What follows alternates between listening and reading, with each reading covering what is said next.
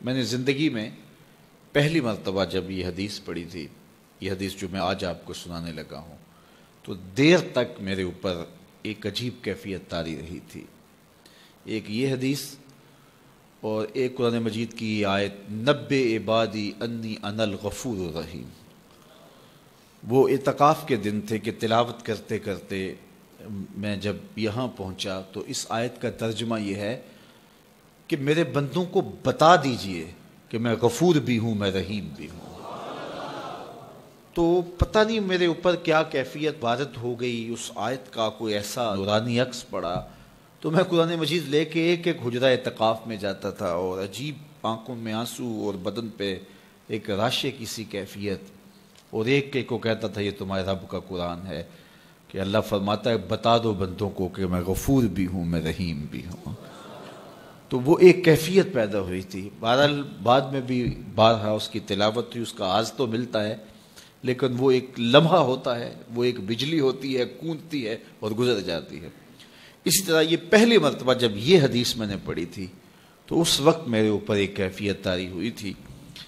تو آج میرے مضمون میں یہ حدیث دوبارہ آ گئی اور میں یہ بارہا اپنے سامعین کو سنا چکا ہوں، اور یہ ایک ایسی واردات تھی اچانک جو صحابہ کے اوپر ہوئی، ان کی قلبی واردات کہ صحابہ کھڑے تھے، حضور اچانک تشریف لائے اور فرماتے ہیں کہ کیا تم اس بات کی گواہی نہیں دیتے کہ اللہ کے علاوہ کوئی معبود نہیں اور میں اس کا رسول ہوں؟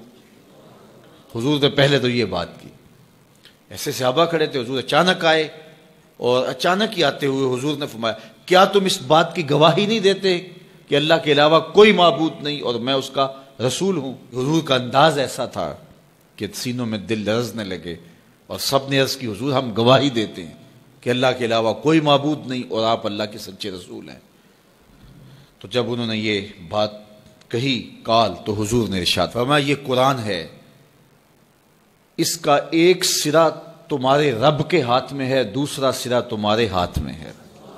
یہ وہ اللہ کی لٹکتی ہوئی رسی ہے جس کا ایک سرا تمہارے رب کے ہاتھ میں ہے اور اس کا ایک سرا تمہارے ہاتھ میں ہے۔ اس کو مضبوطی سے پکڑ لو، مضبوطی سے پکڑ لو۔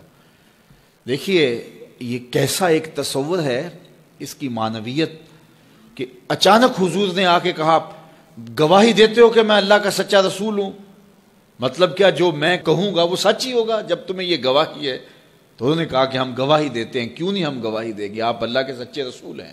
تو فرمایا سنو، یہ قرآن جو ہے یہ اللہ کی وہ لٹکتی ہوئی رسی ہے جس کا ایک سرا تمہارے رب کے دستے قدرت میں ہے اور دوسرا سرا تمہارے ہاتھ میں ہے۔ اس کو مضبوطی سے پکڑ لو، اس کو چھوڑنا نہ۔ اگر تم اس کو مضبوطی کے ساتھ پکڑو گے تو تم کبھی بھی گمراہ نہیں ہوگے۔ اس کتاب کو تھام لو گے تو کبھی بھی گمراہ نہیں ہوگے۔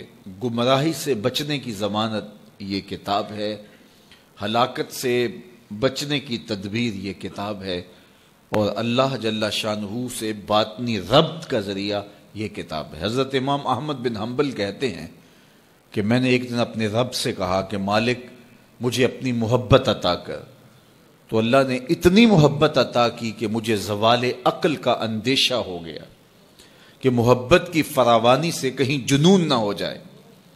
تو پھر میں نے کہا مالک مجھے اپنا قرب عطا کر دے، مجھے محبت دی ہے تو اپنا قرب بھی عطا کر۔ تو آواز آئی میرا قرب چاہتے ہو تو قرآن پڑھا کرو۔